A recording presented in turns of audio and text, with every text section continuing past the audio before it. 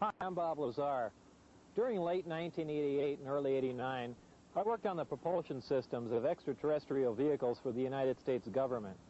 The hardware and technology I was exposed to should be placed in the proper hands of the scientific community, and it is the right of every person on Earth to know that there is physical evidence which proves that there is life elsewhere and that at least one form of that life has been here. For those of you whose information about me is limited to this video, I'll give you a brief background. I'm a physicist. I have degrees in physics and electronics technology. I've worked in a number of scientific programs, some of which require top secret and above top secret security clearances, of which the most easily verifiable is my early 1980s job here at the Los Alamos Mason Physics Facility in Los Alamos, New Mexico. Between December of '88 and April of '89, I worked as a senior staff physicist in what has to be the most secret project in history. My place of work was a facility at an area known as S4 on the Nellis Air Force Range in central Nevada. Area S4 is located approximately 15 miles south of the infamous Area 51 installation at Groom Lake, where the U-2 and SR-71 spy planes were developed. For the duration of my employment at S4, I was paid by the United States Navy. For the purpose of this video, I'm going to segregate the information contained here into two separate parts. The first part will deal with information with which I've had hands-on experience and personal instruction. In other words, not only did I read briefings and not only was I taught the theories of these technologies, but they were demonstrated for me and I know they are true and accurate. Some of the points covered in this first section will be how vast distances of space are traveled by virtue of an intense gravitational field, how this gravitational field is generated, what the power source is and how it functions, and general information about disks and the project at S4. The second part of this will deal with subjects on which I've read supporting information, yet for the most part I had no other way to corroborate the information or ascertain its accuracy. When we get to part two, it'll be obvious why proof of some of this information could not be conclusive. Some of the points covered in this second section will be information about the beings that brought us this technology, and how these beings have historically interacted with man. I've been prudent in selecting what to expose here, and I think that some of this information should not be made available to the general public. This information is being conveyed to you as it was to me, with the exception that in most cases I've simplified things for those of you with non-scientific and non-technological backgrounds. So let's begin.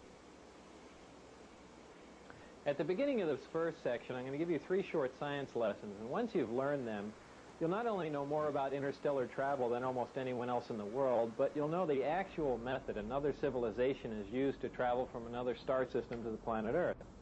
Now, during the course of this, I'm going to have to relate information that I've learned at S4 to information that we're already aware of. And when I say we, I mean the general mainstream scientific community. So as not to waste too much time explaining established scientific facts and theories, when I say we know this or we know that, please feel free to consult any qualified scientist, professor, or science teacher to have them explain my statements to you.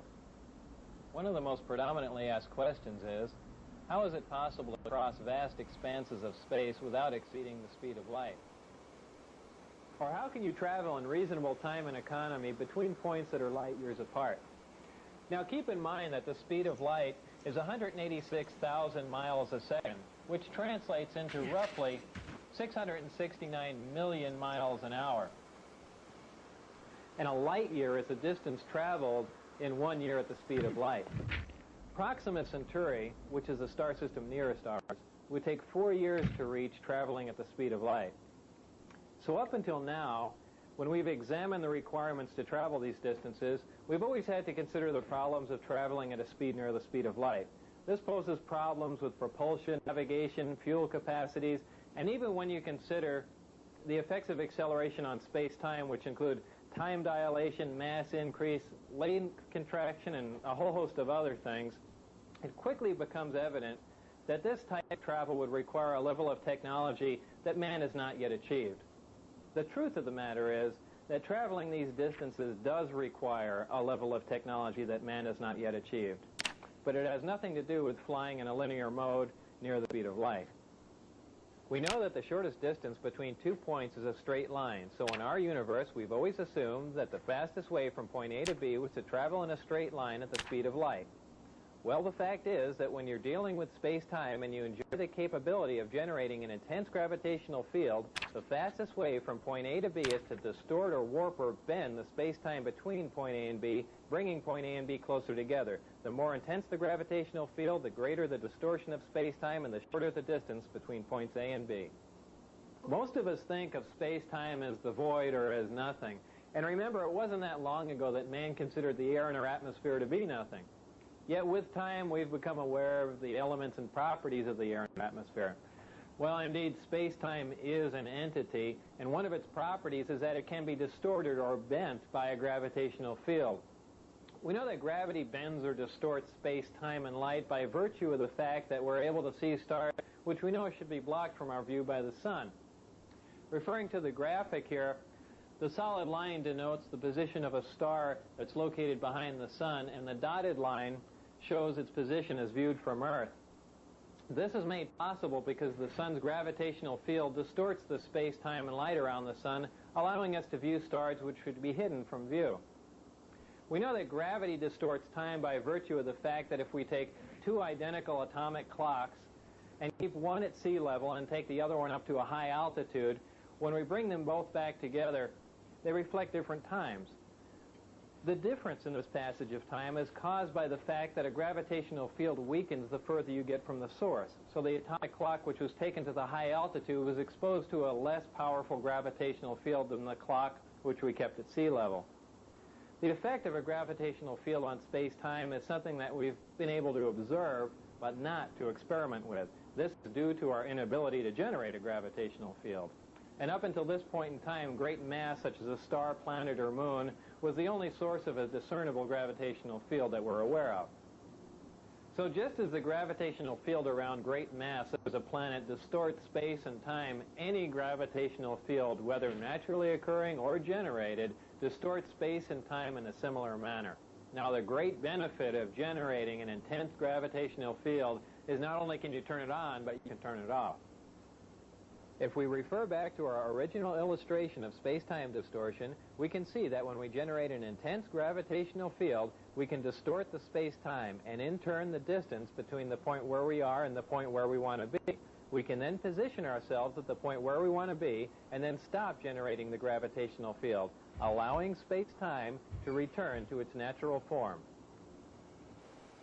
In this manner, we can travel great distances with little linear movement, and this is how space-time distortion translates into reduced distance. Now back to our original question, how is it possible to cross the vast expanses of space required for interstellar travel without exceeding the speed of light? This is accomplished by generating an intense gravitational field, distorting space-time and allowing you to cross many light years of space in little or no time and without traveling in a linear mode near the speed of light. The next question is, how do you generate a gravitational field? Up until this point in time, I've used the term generate to describe the capability of producing a gravitational field, but since I'm not aware of any way of creating a gravitational field from nothing, a more accurate term might be to access and amplify a gravitational field. And this is what I mean when I use the term generate.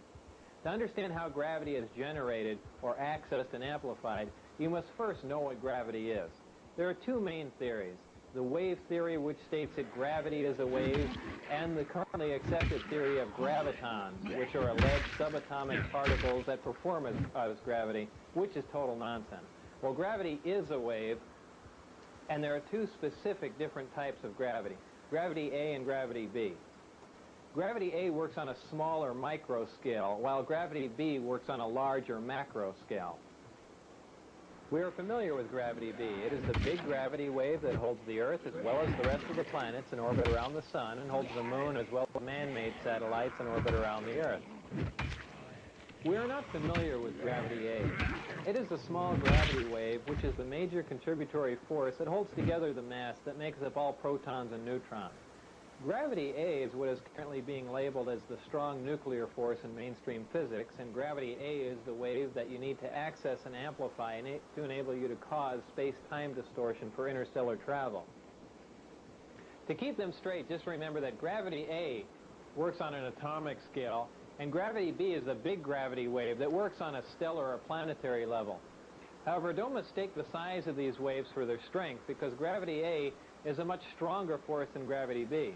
You can momentarily break the gravity B field of the Earth simply by jumping in the air. So this is not an intense gravitational field. Locating gravity A is no problem because it is found in the nucleus of every atom of all matter here on Earth, and all matter anywhere else in our universe. However, accessing gravity A with the naturally occurring elements found on Earth is a big problem. Actually, I'm not aware of any way of accessing the gravity A wave using any Earth elements, whether naturally occurring or synthesized, and here's why. We've already learned that gravity A is the major force that holds together the mass that makes up protons and neutrons. This means the gravity A wave we are trying to access is virtually inaccessible, as it is located within matter, or at least within the matter that we have here on Earth. However, the Earth is not representative of all matter within our universe. The residual matter which remains after the creation of a solar system is totally dependent on the contributing factors which were present during the creation of the solar system. This is true whether you believe that the origin of the universe was an evolutionary event or that a supreme being caused this event to happen. The two main factors which determine what residual matter remains after the creation of a solar system are the amount of electromagnetic energy and the amount of mass present during the solar system's creation. Our solar system has one star, which is our sun, but the majority of solar systems in our Milky Way galaxy are binary and multiple star systems. In fact, many single-star systems have stars that are so large that our sun would appear to be a dwarf by comparison.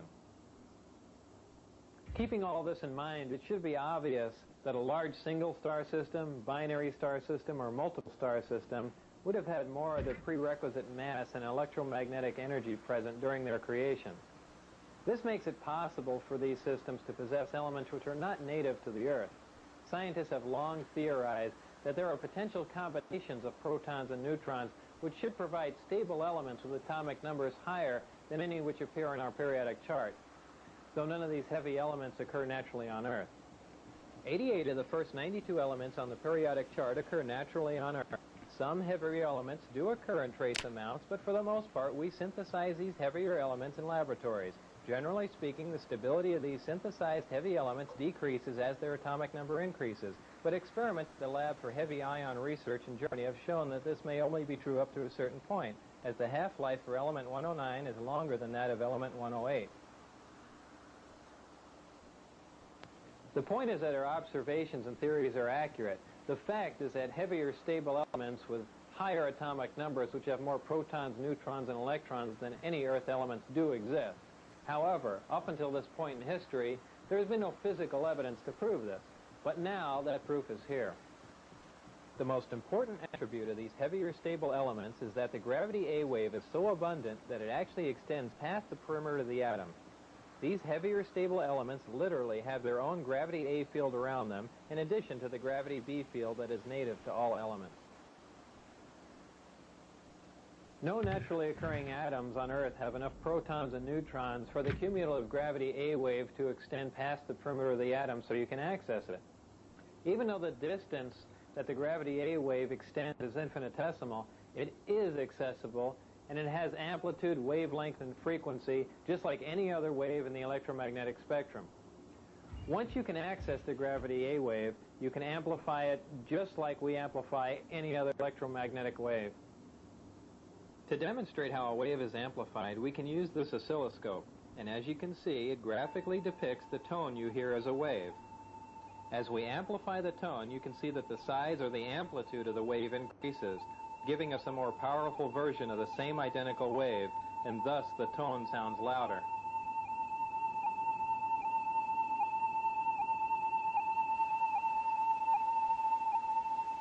In like manner, the gravity A wave is amplified and then focused on the desired destination to cause the space-time distortion required for space travel. This amplified gravity A wave is so powerful that the only naturally occurring source of gravity that could cause space-time to distort this much would be a black hole. This brings us back to our original question. How do you generate a gravitational field? you must have access to an element which is heavy enough for the gravity A wave to extend past the perimeter of the atom. Then you can access and amplify it for space-time distortion. To complete our 3 science lessons, the last question is, what is the power source for this type of travel? Well, for those of you with limited knowledge about power sources, I'm sure you can probably imagine the enormous amount of power required to cause a space-time distortion for this type of travel. After all, we're amplifying a wave that barely extends past the perimeter of an atom until it's large enough to distort vast amounts of space-time. For those of you with extensive knowledge about power sources, I'm sure it's probably even more puzzling as to how it's possible to have a compact, lightweight, onboard power source that can provide this much power. For everyone to understand that, I need to further explain a couple of things we briefly touched upon in the last question. If you remember, I said that for the most part, we synthesize or create heavier elements in accelerators, and their stability decreases as their atomic number increases. So what does this all mean? Well, we synthesize these heavier, unstable elements by using more stable elements as targets in a particle accelerator. We then bombard the target element with various atomic and subatomic particles. At this point, transmutation occurs, making the target element a different, heavier element. This element now has a higher atomic number, as the atomic number simply indicates the number of protons in the nucleus of the atom. So this is what I mean when I say their atomic number increases.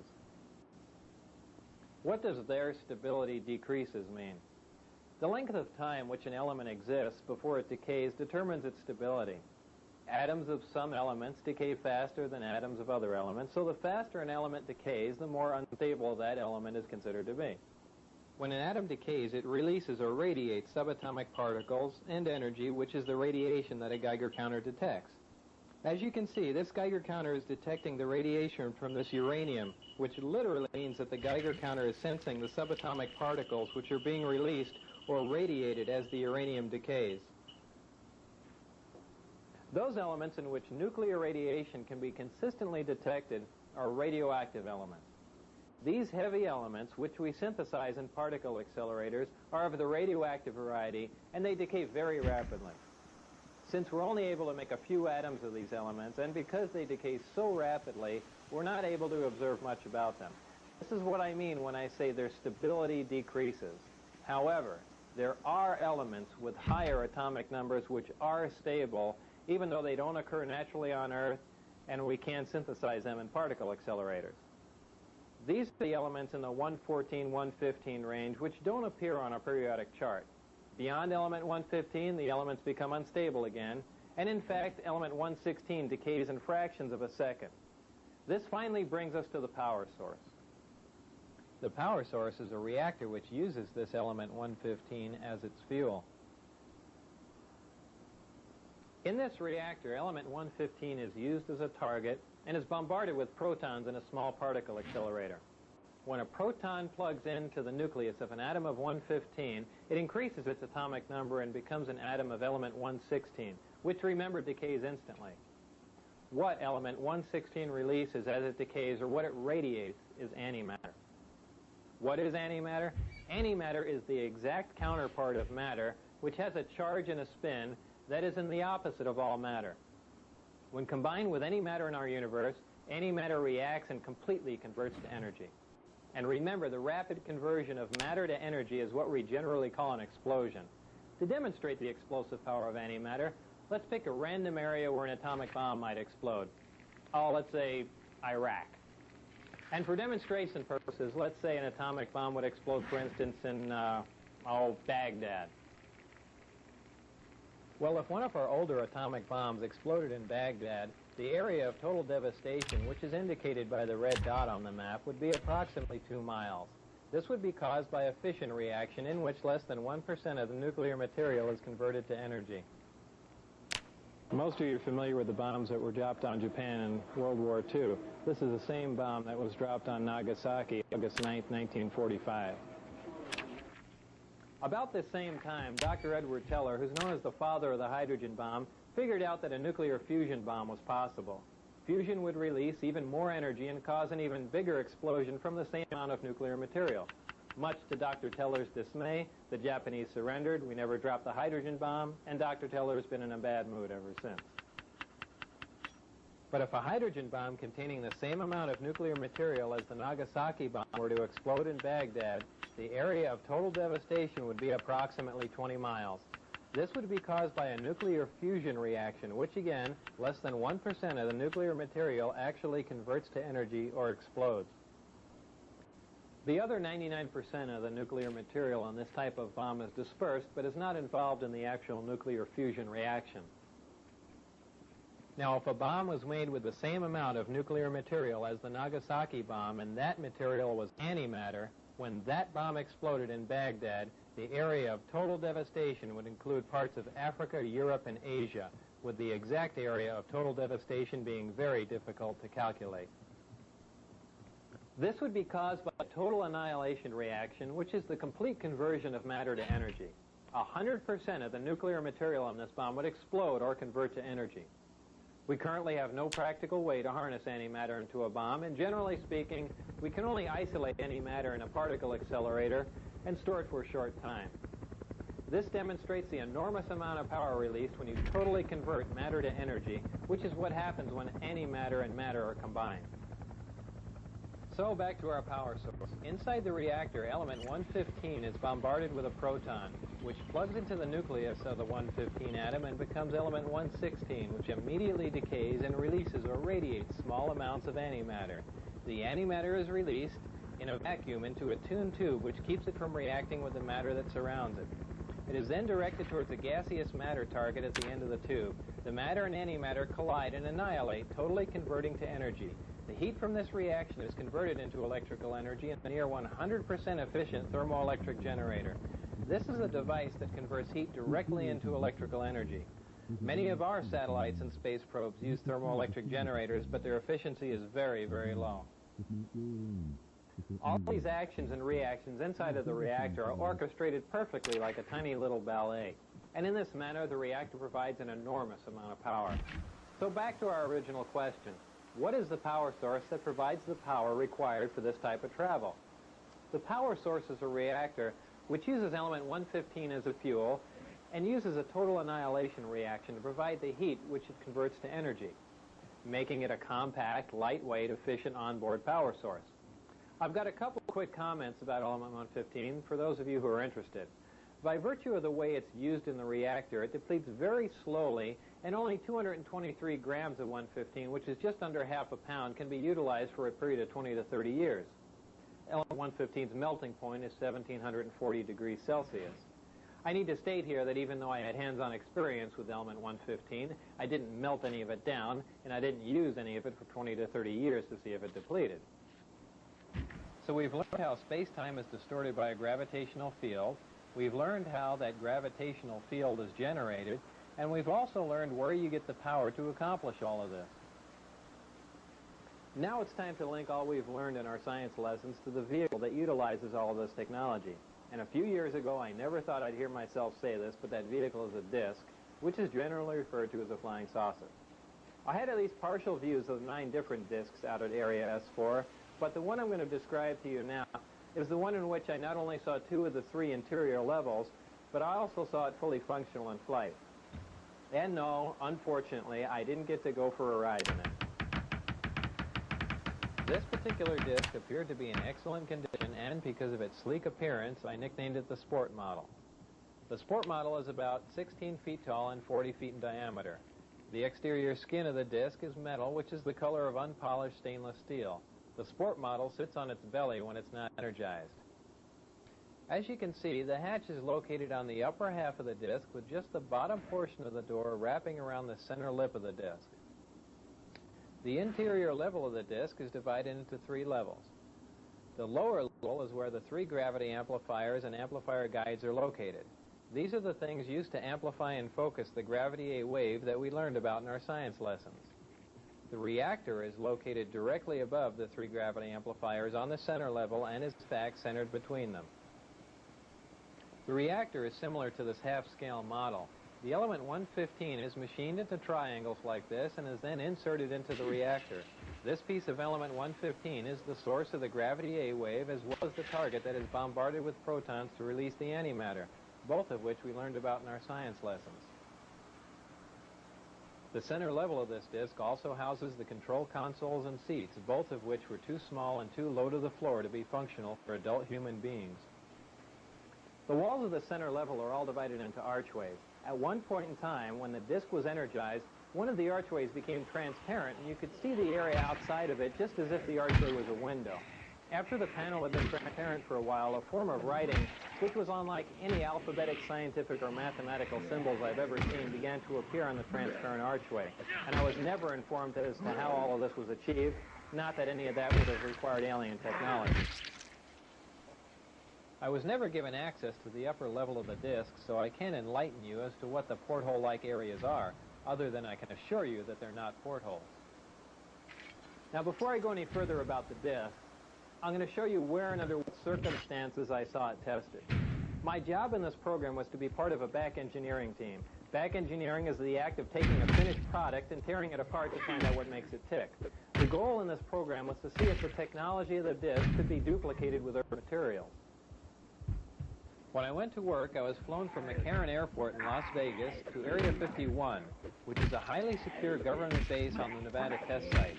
Area 51 is located about 125 miles north of Las Vegas, near the Groom Mountains and the Groom Dry Lake bed. From Area 51, I was bused to an even more highly secure facility located about 15 miles south of Area 51 called S4. S4 is situated at the base of the Papoose Mountains by the Papoose Dry Lake bed. The airspace around S4 is restricted, and if any unwelcome aircraft strays into the outer sector, they radio the pilot and instruct him or her to leave. If that pilot continues and strays into the middle sector, jets will be scrambled to escort the intruding aircraft out. If for any reason whatsoever that aircraft penetrates into the inside sector before jets can be airborne, ground-to-air missiles will neutralize the intruder. The moral of this story is don't try and fly into S4. The S4 installation is built into the mountain, and the 9 hangar doors are angled at about 60 degrees. These doors are covered with a sand-textured coating to blend in with the side of the mountain and the desert floor. As you can see in this representation, my ID badge had a white background with one light blue and one dark blue diagonal stripe in the upper left-hand corner. At the bottom of the badge, there were letters and numbers designating various areas, including S4. On my badge, there was a star punch through S4. The back of the ID badge was dark blue with a vertical mag stripe running down one side. The hangar that housed the sport model was like a typical airplane hangar with the exception of the angled doors that I mentioned before. The hangar was equipped with typical tools and extensive electronic equipment. It also had a machine with an X-ray emblem on it and an overhead crane rated at 20,000 pounds. Equipment in this hangar was marked with a black number 41 with a white circle around it. It was outside of this hangar that I saw the sport model tested. Now, when the disk travels near another source of gravity, such as a planet or moon, it doesn't use the same mode of travel that we learned about in our science lessons. When a disk is near another source of gravity, like Earth, the gravity A wave, which propagates outward from the disk, is phase shifted into the gravity B wave, which propagates outward from the Earth, and this creates lift. The gravity amplifiers of the disk can be focused independently, and they are pulsed and do not stay on continuously. When all 3 of these amplifiers are being used for travel, they're in the delta configuration, and when only one is being used for travel, it's in the omicron configuration. As the intensity of the gravitational field around the disk increases, the distortion of space-time around the disk also increases. And if you could see the space-time distortion, this is how it would look.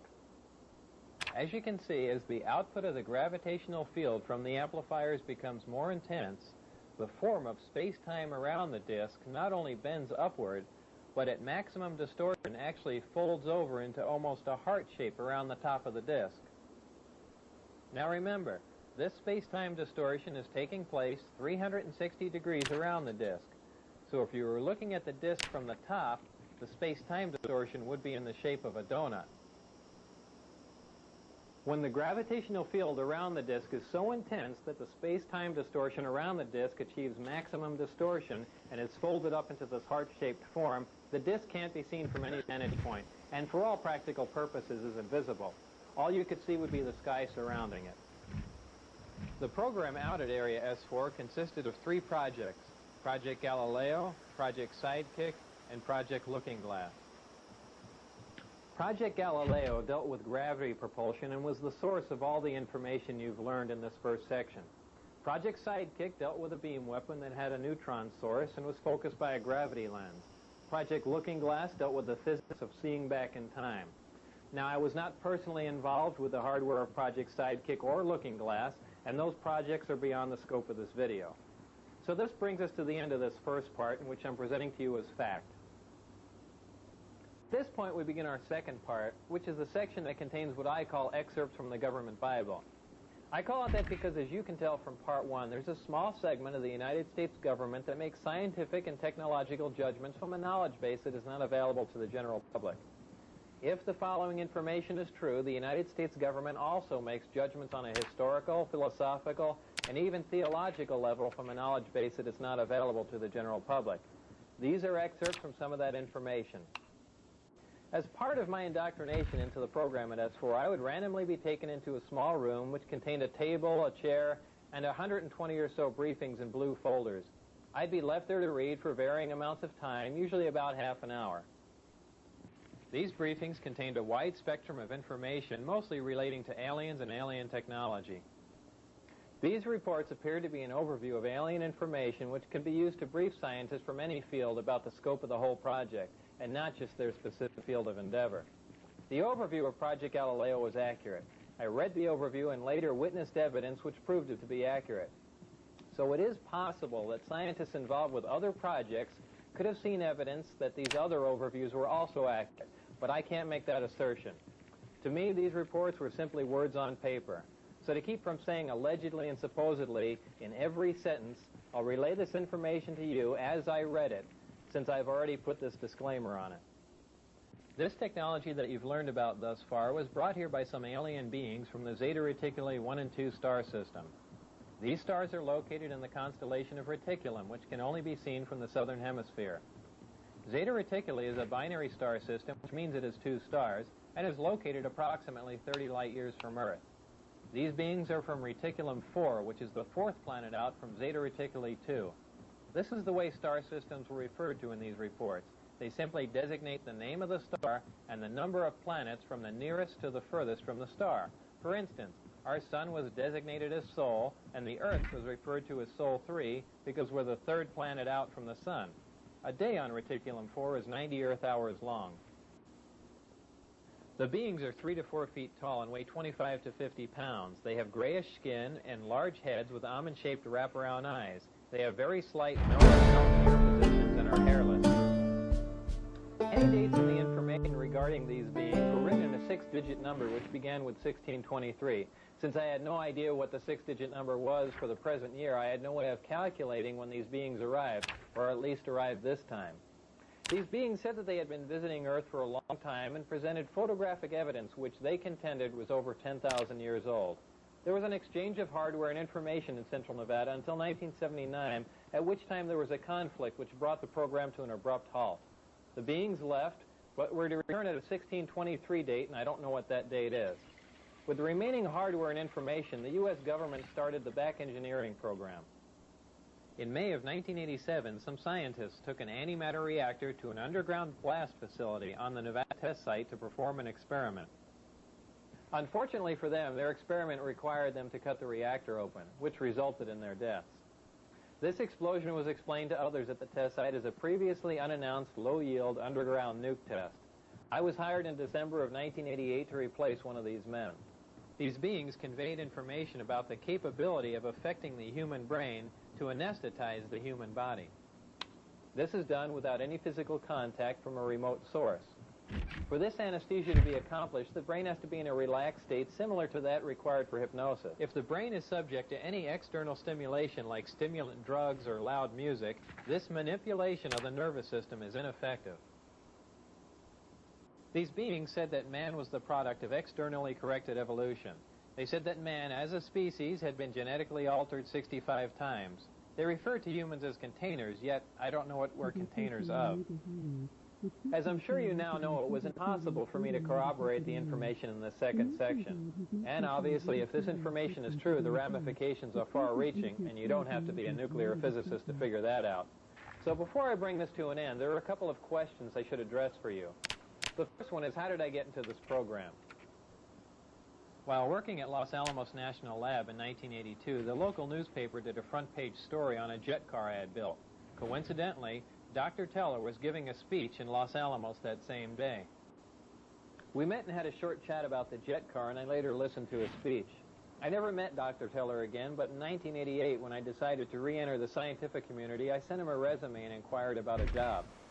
Dr. Teller responded by telephone and told me that he was no longer active, but just functioned in a consultant capacity. He gave me the name of a contact to call in Las Vegas. I made that call, and things progressed from there until I got into the program. I never got a chance to ask Dr. Teller if he remembered me from Los Alamos, so I don't know if that was a factor or not. If you use nuclear fuel and not that possible, nuclear fuel is feasible. But whether these residues are not feasible, which are interesting, if you ever want to get them on start, that is an important question. And that's about all I can say.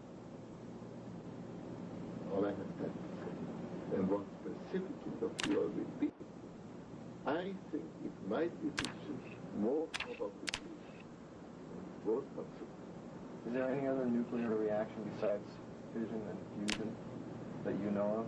No. Is there anything? But look, please, you try to explore the things about which I only will have to tell you it is not interesting, it's a waste of time. Above plutonium or Look, it is, in my opinion, not interesting. I don't intend to answer it. If you ask me that question on camera, I will shut up. I will sit silent. You're not going to get an answer out of me on that. Okay. And if I ask you on camera if you know Bob Lazar, can you just say no? I will sit silently.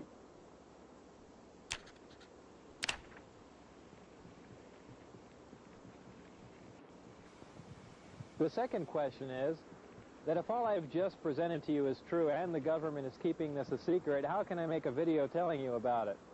Well, the bottom line is, if there are any repercussions from making this video, it would simply confirm that what I told you is true. So what you do with this information is up to you.